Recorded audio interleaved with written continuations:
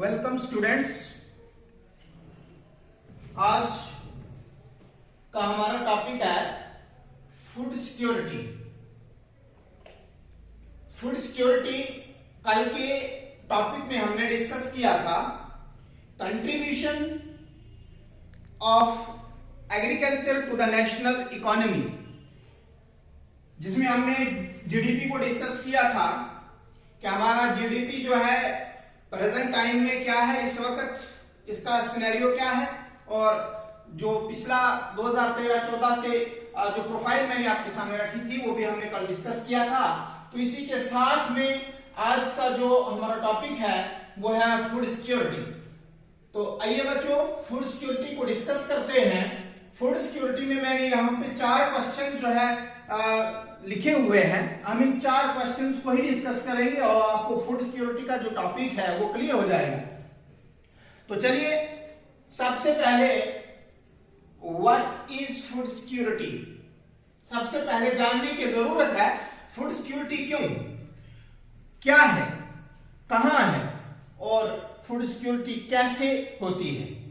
हमें देखिए, जब ह्यूमन एग्जिस्टेंस है, इंसान को जीना है, इंसान को रहना है, तमाम ह्यूमन एग्जिस्टेंस के लिए जो है फूड का सिक्योर होना जो है वेरी इंपॉर्टेंट। फूड के बगैर जो है कोई इंसान, कोई जानवर, तमाम लिविंग ऑर्गेनिज्म हो, कोई भी हो, नहीं रह पाते हैं। देखिए फूड तो है लेकिन इसको सिक्योर करना जो है बहुत इंपॉर्टेंट है। सबसे पहले व्हाट इज फूड सिक्योरिटी, मैंने यहां पर लिखा है food security means ensuring food for all, यानी ensuring food for all, सबको फूड होनी चाहिए, सबके लिए फूड जो है वो बहुत जरूरी है। तो फूड के बगैर जो है कोई इंसान जिंदा नहीं रह पाता है। तमाम लिविंग ऑर्गेनिजम्स के लिए food is very essential component. Next, why food security, nutritious food is fundamental to human existence. पहले बताया मैंने आपको कि फूड जो है ये एक फंडामेंटल है, ये इंसान की एक बुनियादी चीज है, एक फंडामेंटल कंपोनेंट है जो इंसान के लिए बहुत जरूरी है। फूड सिक्योरिटी होनी चाहिए क्योंकि न्यूट्रियस फूड जो है वो बहुत जरूरी है। अगर किसी भी देश के लोगों के लिए, किसी भी देश की पॉपुलेशन के लिए फूड सिक्योर नहीं है, उसके लिए न्यूट्रियस फूड जो है वो नहीं है, तो वो उस कंट्री की जो पॉपुलेशन है, उस कंट्री के जो लोग हैं, वो उस कंट्री के लिए जो एक लायबिलिटी बन जाती है। इसलिए फूड का होना जरूरी है। वेयर इज फूड सिक्योरिटी, यानी फूड सिक्योरिटी कहां होनी चाहिए। देखिए फूड सिक्योरिटी जो है, फूड को सिक्योर वहां पे किया जाना चाहिए उन जगहों के अंदर जहां पे फूड की जरूरत हो, जहां पे आपका फूड जो है वो बहुत कम प्रोड्यूस हो रहा हो, जहां पे या जिन स्टेट्स के अंदर जो है फूड ज्यादा प्रोड्यूस नहीं होता है। जैसे फूड मैंने यहां पे लिखा है at the individual, house hold, national, regional and global level पे जो है फूड का होना जरूरी है। मीन्स हर लेवल पे फूड का होना लाजमी है। तो फूड जो है जैसे उन स्टेट्स के अंदर, जैसे हमारी बिहार स्टेट है, वहां पे फूड जो है वो बहुत कम प्रोड्यूस होती है, तो ऐसी स्टेट्स के अंदर फूड को सिक्योर करना जो है वो बहुत जरूरी है। लास्ट का क्वेश्चन है हाउ फूड सिक्योरिटी, इसको कैसे हमने सिक्योर करना है, फूड को कैसे सिक्योर किया जाए, how we can secure food. देखिए मैंने इसमें 2 पॉइंट लिखे हैं, buffer stock and public distribution system. Buffer stock, देखिए बफर स्टॉक तो आप जानते हैं, स्टॉक की माने जमा रखना, स्टॉक मीन्स जमा रखना। तो बफर, देखिए बफर, जैसे मैं आपको बफर की एग्जांपल देता हूं, ये हमारा इंडिया है और ये चाइना है और ये बीच में भूटान है। सिर्फ फॉर एग्जांपल मैं ये कह रहा हूं कि एग्जांपल के तौर पे हम इसे लेते हैं, जैसे यहां पे इंडिया है, यहां चाइना, और बीच में जो ये स्टेट, ये जो कंट्री बीच में आ रही है, ये भूटान। तो ये भूटान क्या है, ये बफर उस ट्रेड, इंटरनेशनल ट्रेड के सिस्टम में आपको बता रहा हूं कि यहां पे जो बफर करने वाली जो जगह है, बफर की जो कंट्री है, बफरिंग कंट्री जो है वो भूटान है, जो इसकी भी और इसकी भी जरूरत को पूरा कर रही है। तो ये मैंने एक एग्जांपल आपको बताई। तो यहां पे क्या है कि बफर स्टॉक मींस वो जगह जो आपकी फूड सिक्योरिटी को, फूड को पूरा करती है। यानी ऐसी, देखिए मैंने यहां पे लिखा है कि फूड बफर स्टॉक क्या है? Buffer stock means stock of food grains, stock of food grains at affordable price for poor. यानी stock of food grains for poor at affordable price. जैसे फूड को सिक्योर करना है तो हम क्या करते हैं? फूड को डंप करके रखते हैं, स्टॉक करके रखते हैं।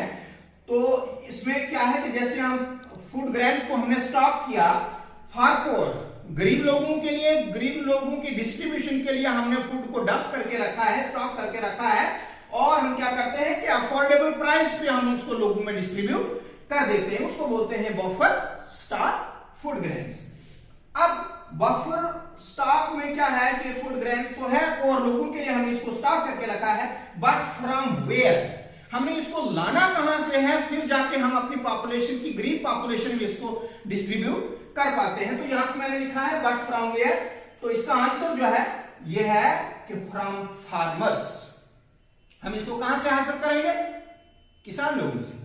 हम इनको फार्मर से हासिल करेंगे। अब वो कैसे हासिल करेंगे? हमारी गवर्नमेंट जो है वो क्या करती है कि बफर स्टॉक में फूड को सिक्योर करने के लिए फार्मर्स से गवर्नमेंट जो है वो फूड को खरीदती है। अब वो खरीदती कैसे है? एट मिनिमम सपोर्ट प्राइस, जिसको आप एमएसपी बोलते हैं।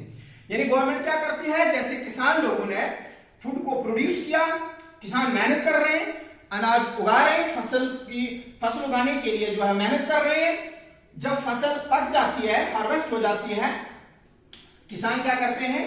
फसल को जमा कर लेते हैं। और किसानों को पता होता है कि हमारी जो फसल है, हमारा जो फूड है वो बिकना ही बिकना है, लेकिन उनको इस चीज का पता नहीं है कि वो किस प्राइस पे बिकने वाला है। जमा तो वो कर लेते हैं, लेकिन गवर्नमेंट क्या कर देती है? वो डिक्लेयर कर देती है प्राइस।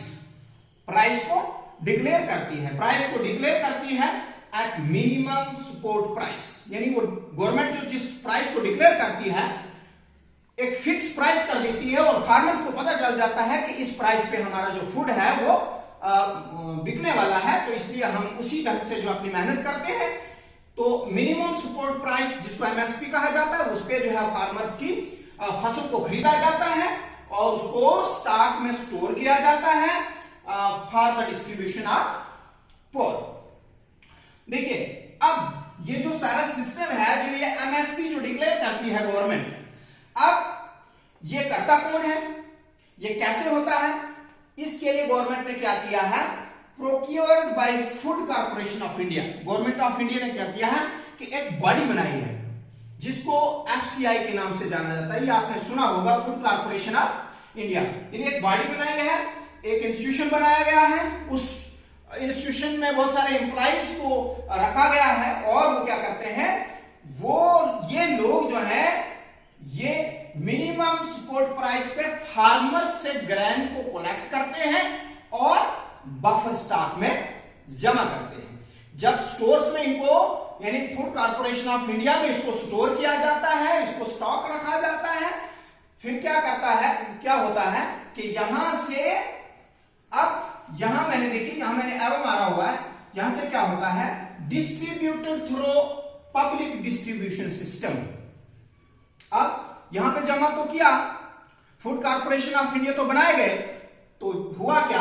अब ये लोगों तक पहुंचाना है, ये जो फूड सिक्योरिटी है, तो ये फूड जो है ये लोगों तक पहुंचाना है। होता क्या है कि ये भी आपने सुना है, पीडीएस, पब्लिक डिस्ट्रीब्यूशन सिस्टम्स बनाए गए हैं। यानी जिसमें आप देखते हैं डीलर्स आपके हैं, ठीक है, राशन स्टोर्स हैं, वहां पे जो है वहां तक जो है इस राशन को पहुंचाया जाता है, और फिर वहां जाने के बाद जो है गवर्नमेंट क्या करती है? अब गवर्नमेंट ने एमएसपी पे फार्मर्स से ये खरीदा है। अब गवर्नमेंट चाहती है कि मैं अपनी पॉपुलेशन को ज्यादा से ज्यादा फायदा पहुंचाऊं। गवर्नमेंट यहां पे क्या करती है, यहां पे डिक्लेरेशन देती है कि कौन बीपीएल में है, कौन एपीएल में है, कौन आईएवाई में आता है। तो ये आपने सुने होंगे, ये राशन कार्ड्स के उस सिस्टम पे जो है गवर्नमेंट जो है वो क्या करती है, distribute through public distribution system, ये लोगों तक पहुंचाती है। बीपीएल में कौन आ रहा है, आईएवाई में कौन है, बिलो पॉवर्टी लाइन में, ये नहीं जिसकी इनकम लो है बहुत ज्यादा उसको बीपीएल में रखा जाता है, जो आईएवाई जिसमें विडोज वगैरह जो आती हैं, ठीक है। तो उस तरह से क्या करती है गवर्नमेंट कि अपनी पॉपुलेशन को ज्यादा से ज्यादा जो है फायदा पहुंचाने के लिए जो है थ्रू पब्लिक डिस्ट्रीब्यूशन सिस्टम जो है फूड को डिस्ट्रीब्यूट किया जाता है। तो ये एक सिस्टम मैंने यहां बनाया है, आप इसको वॉच कर सकते हैं और इन्हीं पॉइंट्स को आप एलेबोरेट करके एक बेहतरीन आंसर जो है वो तैयार कर सकते हैं। तो आई होप ये आपको 4 डायमेंशन जो मैंने फूड सिक्योरिटी के लिखे हैं, तो आई होप मुझे लगता है this was all about food security, ये आपको क्लियर होगा। तो नेक्स्ट टॉपिक हमारा होगा उसको हम कल डिस्कस करेंगे। फिलहाल थैंक यू।